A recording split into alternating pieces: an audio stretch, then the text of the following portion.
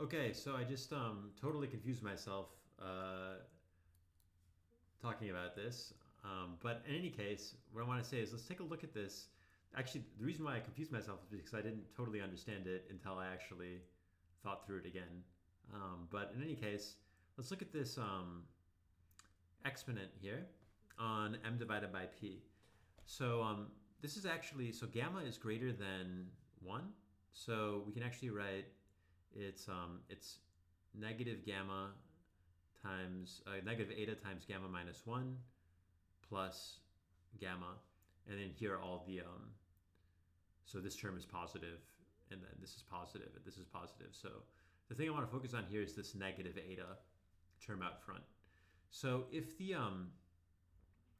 price goes, or if the amount of money in the economy goes up, so suppose the government prints a bunch of money,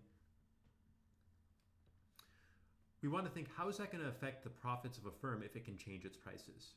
Okay, so if just kind of naturally, you'd think that if profits go up, or profits, if the money supply goes up, the firm is going to want to raise its prices.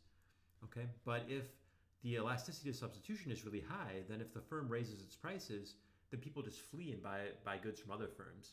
So that sort of limits the amount that a firm can gain by raising its prices. All right. On the other hand, if the elasticity to substitution is really low, then the firm has more power to raise its prices and not lose customers. So that's why this eta coming in here with a negative power is going to affect the amount of profits that the firm can get by adjusting. Now let's think about it the other way. Suppose that the amount of money supply gets lower. Okay, so there's a decrease in the money supply. Well, that means that the firm, you might think naively, would like to lower its prices. That situation is exactly the opposite.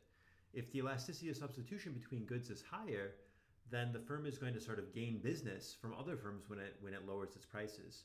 However, if this elasticity of substitution is close to 1, relatively low, then it kind of limits the gains that the firm can get by lowering its prices. So there's this asymmetry here, which is sort of interesting. I never thought about it. I've been teaching this model a few times, and I've never actually noticed this asymmetry.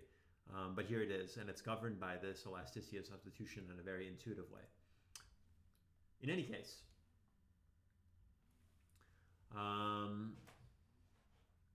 okay, so what's the ultimate question? We want to ask, is the profits from adjusting minus the profits from just letting your price stick, is the difference between those things less than z? If so, then we're just going to let our prices stick.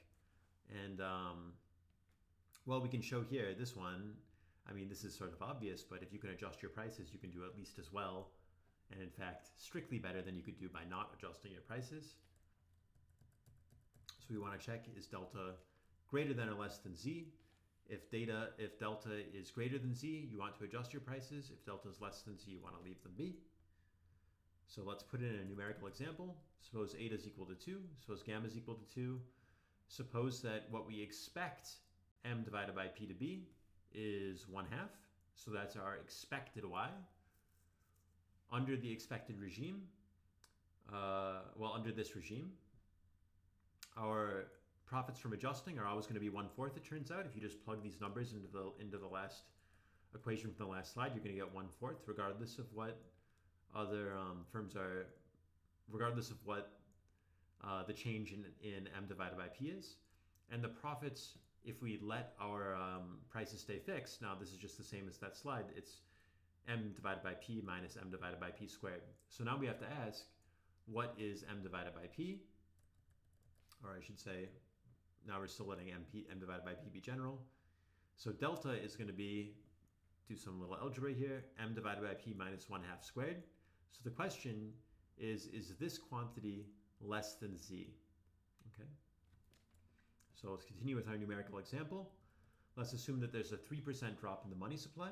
So that means that new output is 0.97 times what we expected. The new demand is 0.97 times what we expected it to be. So there's a drop in money supply.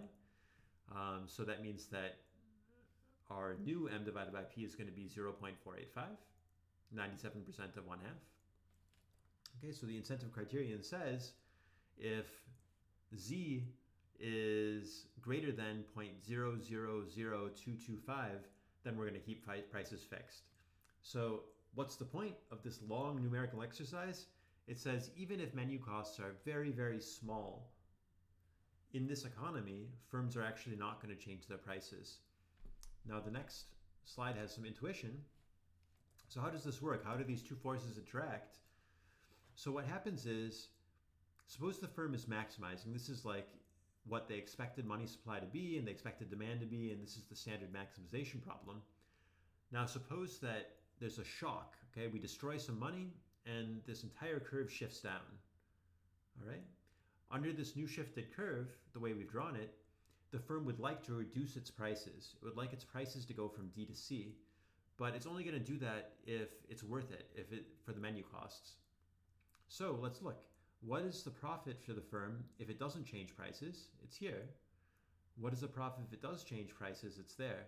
And what you can see is that these numbers are not so far apart, okay? So, if prices were completely flexible, nothing would change. We would still be up here. But because prices aren't flexible, if no other firms change their prices, then we reduce the total demand, and it means that the best the firm can do is to sort of increase its profits a little bit. It can't actually make any sort of big profit gains in this case. By the way, relative to our discussion of eta, you can see that this is the case where eta is relatively small. Okay, so even though demand dropped, I can't really cannibalize the profits of other firms. So that's why these profits are so small. It's just not worth it for me to do it.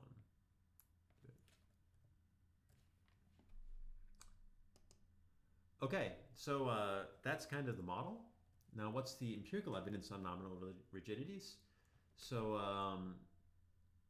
money shocks, as we mentioned at the beginning, money shocks seem to actually affect output. So if the central bank changes the money supply or changes the interest rate, which is very similar to changing the money supply, then Romer and Romer find that there is a real effect on output. Okay, that's the Romer that wrote this textbook, by the way, and his wife, Christina Romer, both excellent economists. Okay, micro evidence is that firms don't seem to adjust their prices very much. You'd think that if prices were fully flexible, firms would be adjusting their prices all the time. Turns out they don't really. Question still remains, is this friction big enough to explain the actual business cycle fluctuations we see? So the numbers depend on these deep parameters eta and gamma. Okay, so we assume that eta was 2. That's 100% markup. A bit too large, but kind of in the realm of possibility. Eta equals 2 is kind of similar to what we'd expect. The one that's actually not so similar is gamma. So gamma equals 2 is a very elastic labor supply. It turns out that gamma is actually very, very large in the data.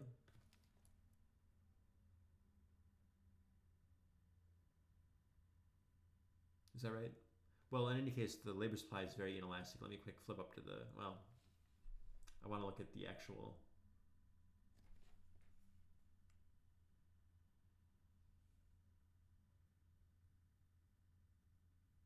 It's 1 over gamma minus 1, right? So gamma is actually very, very large, which implies a very inelastic labor supply. So with that assumption, this is, by the way, a very weird but standard feature of data, is that people just work full time no matter what you pay them. Like, labor is not elastic at all. And that's why we have an income tax that's higher than, say, a capital tax, because you can really tax people a lot and they still work full time. It's a weird feature of the data. But anyway, there you go. So because of that, gamma is very large and you get actually a very large delta. So firms would require very large menu costs to actually leave prices fixed, which is the point of a fairly recent paper by Golosov and Lucas. I guess it's more than a decade old at this point. All right, so that's it. Next time we're going to talk about the Lucas Island model. So incomplete information, firms won't be able to tell a aggregate shock from a demand shock, and we're going to get a similar flavor of money being able to affect the real economy. So that's that for this lesson.